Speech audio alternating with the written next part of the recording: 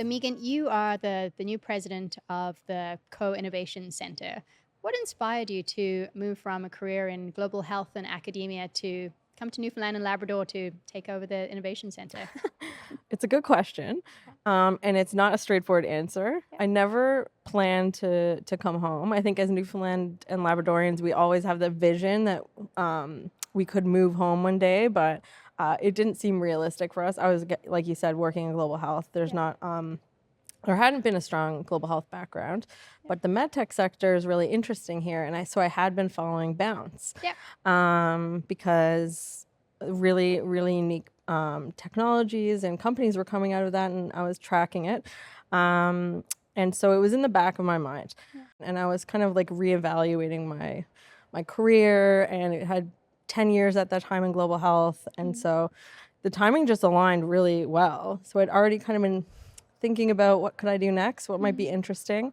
And then I came back and I still had visions of me living a more relaxed, slower life. Mm-hmm. But then I saw the position come up and I thought it was so fun I couldn't not apply. So can you tell me a little bit about the Co-Innovation Center? Like, what is the Co-Innovation Center? And I know, like, I work in the tech industry and I have heard about it, but I'd love to know, like, what is it? It's a great question. And we've been pretty low key on advertising and really like putting a lot of information out there until we were really sure we could get our messaging right. Yeah. So the Co-Innovation Center is basically housed and supported by techNL, but it's through a partnership with techNL, Energy NL, ERI NL, Ocean Supercluster, and others like EcoNext. And the community, really, the ecosystem came together because there was a need, there's a gap for them. Yeah. And one of those pieces was definitely in remote operations and really being able to support businesses that had remote operations needs or they were delivering remote operations enabling technologies.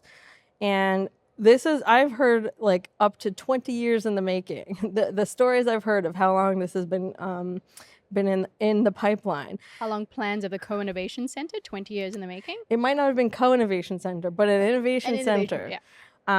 So a lot of people really wanted this to come to fruition. And so I think of it as a collaboration project from the beginning. And where we are now, where we've landed solidly is we're really focused on supporting cross-industry collaboration. Yeah. So we're here to support tech development across the province. So it's not just, we're located in St. John's, but it's really our goal is to reach across Newfoundland and Labrador, support businesses that are really doing interesting things, not just in the tech sector. Tech is going to enable all of our sectors to develop and advance. Yeah. So it's going to be critical across those, but our goal is to interact with as many sectors as possible. So anything from aquaculture, mining, energy, all the way to forestry or construction. And we're actively working to bring them into the space, representatives, or find unique ways to bring them in. And so it's going to be really exciting to see how it progresses. Is there anything, I guess, specific about Newfoundland and Labrador and why it is that we would be, kind of leaders in remote operations? Is it due to the fact that we're on an island and we're surrounded by kind of natural resources? It's actually an excellent question. I'm just giving my personal opinion on this. Sure. But like one of the interesting things around, I think, the people here is because we are on an island, and this isn't just Newfoundland and Labrador specific, but this is potentially island culture. But when you have limited access to resources, you have to rely on yourselves, and you have to solve problems in real time. Then you kind of have this creative problem solving ability built in, and so I find that very interesting. But in terms of the province, we have a lot of very experienced industries, especially in oil and gas, energy, who've been testing this out and who've been trying to figure out ways to work in very extreme conditions. And if we go into even across the province in more rural and remote areas, you have so many interesting stories of people coming up with unique solutions to challenges across any industry, or even just in your day-to-day life, because you have to. Yeah. And so what I'd love to eventually do is to capture those stories and highlight them, because that's the history of innovation for us. And I see this space as a kind of a showcase and a demonstration of our current innovation, and then a launch pad for the future. So what is it about a physical space, do you think, that we actually need to help, drive and create innovation within the province? How important is the actual like space, having a space?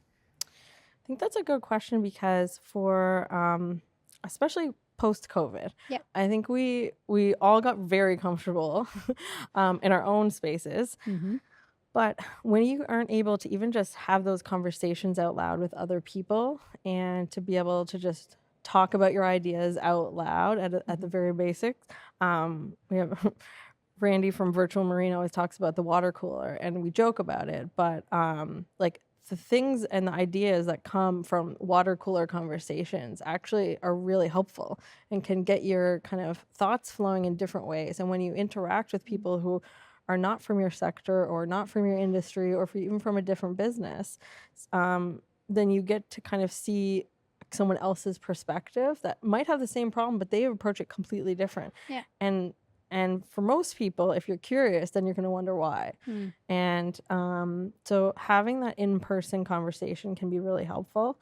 For an innovation center, what I'm really excited about is also being able to showcase and demonstrate the capabilities here. So the goal is to be multi-purpose, multi-use, flexible, because again, we don't know what will work or not work, and we want to be able to be as open and agile as possible. And I think that will give people really what they need, and we'll see. Okay. Are there any unique features about the Co-Innovation Center that are specific to Newfoundland and Labrador? Like, is there anything different to other maybe innovation centers across the country? I've been involved in several other different kinds of innovation centers. Usually they're in hospitals or they're tied to universities. What's really appealing to me is that this one is for industry. So our goal, we will be independent, not-for-profit, industry-driven innovation center, which to me, when I think about that, means we're able to be much more agile, much more responsive to the needs and the changes that the businesses working in those industries need. And that's something I've never experienced. And here, I feel like anything is really possible. And so that's really exciting. And I think if we can do it right, then what we want is to really make this work for everybody across the province, and just to be able to talk about how exciting and how impactful the businesses are here. Okay. So, and this is maybe more from my own understanding, but would it be a space, so, you'd said there's like wanting to bring businesses in here. Are these businesses who maybe have companies elsewhere and they want to rent an additional space? They're like, this part of the team is going to go and rent out a space in the Co-Innovation Center, and we have a piece of equipment that we want to have so that other people can kind of use it and try it, and they would, companies would bring it here and have it here, and other businesses would kind of come and try it out and see. Is that a very great way of framing it. Yes, that's exactly. We're not a co-working space. We're not going to bring entire companies in here. We just don't have the space for it. I don't know what's possible in the future, but I don't think it's effective that way either. So what you want are the members of the team that are working on R&D, or that working with other industries, and they're looking to collaborate, or they're looking to run projects together. And so this way they can all be in one place. They can co-locate for their project. Or you have equipment in the light industrial space that you're running and you want to be able to showcase to others. So that's the main group, but we also have like interesting options for makerspace. So that's another piece we're setting up in the light industrial area. And one of the things that kept coming up was even smaller businesses had trouble accessing equipment just for prototyping, or being able to do proof of concept to be able to bring their technology to market. You need to do, there's certain things that you need. And so we're in the process of preparing that and beginning to set up a makerspace in the light industrial area as well. And so we'll open that up more as a per bench option, I guess. So what does an ideal day in the Co-Innovation Center look like? What I'd love to be able to do is bring delegation. So bring some sort of international group through here into the light industrial space and showcase anything from, say, drone technology, be able to bring them to like a demo space where they can see it, even maker space, can they test something out? To me, the light industrial space has the most exciting potential to show people really the diversity of what we can do and what's happening here. And I love the idea of people getting their hands on things and testing it out, trying on like virtual reality goggles or augmented reality testing for something, and then being able to go outside and maybe operate a remote operated vehicle or take something down a little route. I think being able to use the space in dynamic, really different ways is really, really exciting. And then also to bring it as a convening space, bringing people together to have regular conversations around the challenges they're facing and then come out with real approaches. And I think that's going to be fun, is if we can do that, it's going to be really exciting. Let's really touch a little bit about, I guess, your leadership style, because I know that you've come from very, male-dominated industries, and tech is, primarily male-dominated as well. What does that look like for you? Like, how do you plan on kind of fostering, more women in tech or inclusion and diversity within the tech industry? Like, what does that look like for you as a leader in this space? You're coming in as a female coming into leadership positions now. You're still coming into a very traditional space. Yeah. And the things that allow you to thrive and work well in these spaces are because you endured a very unique environment, how do I put this nicely, earlier on in your career. I don't want to replicate that for other people. No one should have to go through that to be able to survive and thrive at senior leadership levels. So things that I can control and that I can influence are things that I'm actively doing.